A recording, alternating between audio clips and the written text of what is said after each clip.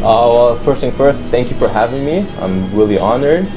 I kind of went down this entrepreneurship journey because I just wanted to feel like I had control of my time, chasing after what I actually want to chase after. Also, as a challenge for me, I truly think it's not easy to go out on your own and be an entrepreneur and kind of present yourself now, especially when you're so young.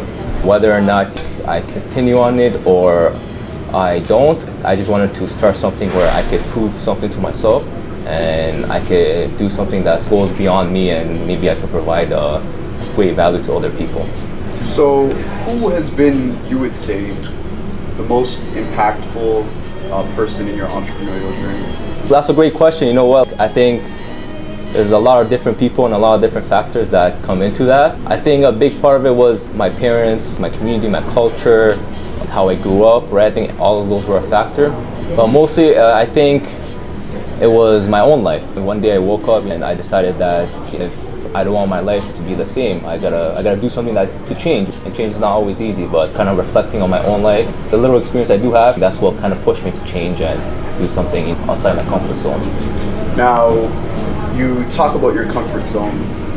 Stepping outside of that is not always the easiest thing. Yeah. And as an entrepreneur, it seems like you pretty much do that for a living. Yeah.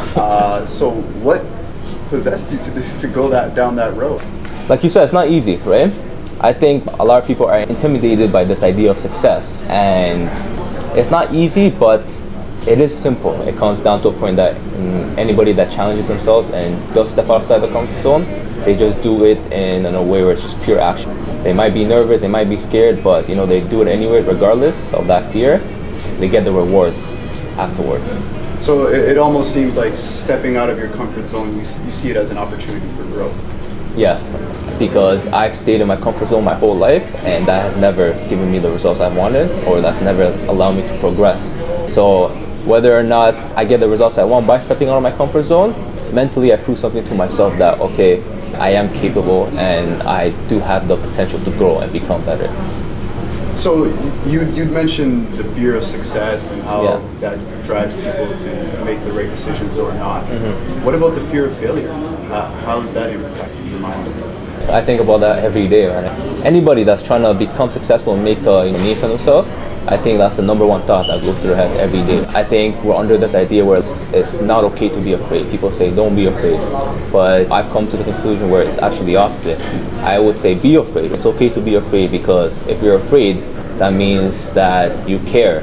If you're afraid to become an entrepreneur, you're afraid to go, to choose this career path. I think regardless of that fear, if you do it anyways, something good can come out of it. You're doing something that can potentially benefit you. You might still be scared, but don't take that as a sign to kind of like shy away from it. Very interesting. One of the other common themes that I've heard you mention throughout a couple of your answers is family and community as being a driving force or having an impact on the decisions that you've made. So how has your heritage shaped you and shaped your decision to pursue your entrepreneurial journey? I didn't grow up in the best area, but I've always had the best parents. I'm a proud Eritrean, and I think because of my community, because of the unity, because of my parents, it kept me out of trouble. So that played a huge role in avoiding decisions that would cause disaster for me in my future life. If you can highlight any examples or tell us a little bit more about how you feel your community or your heritage has invested in you to shape you. Community in general, whether you're an Eritrean or you're from another community or culture, I think no community is perfect. And I think a lot of the time people tend to focus on the negatives in our community. It doesn't matter where you go, it doesn't matter who you talk to. They're going to say something bad about something.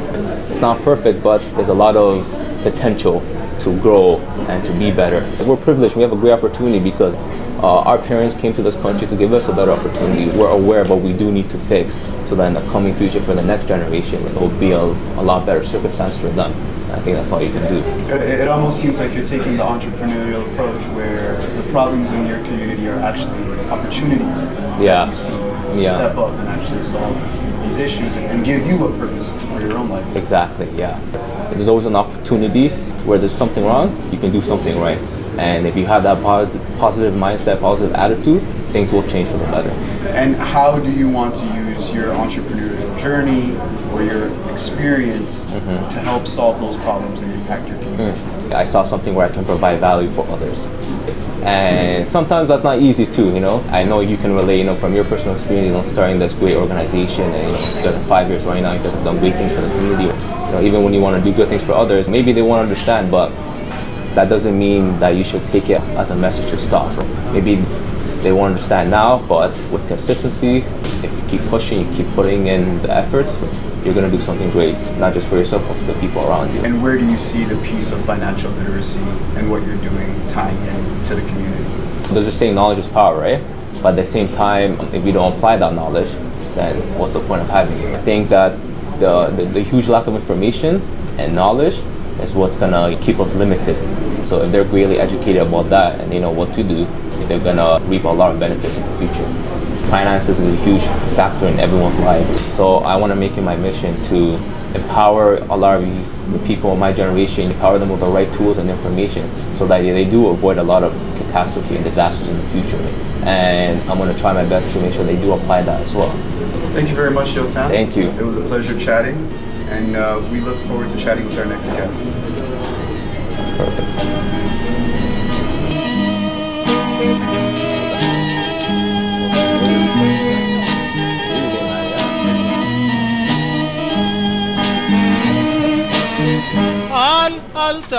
فغرخي فقري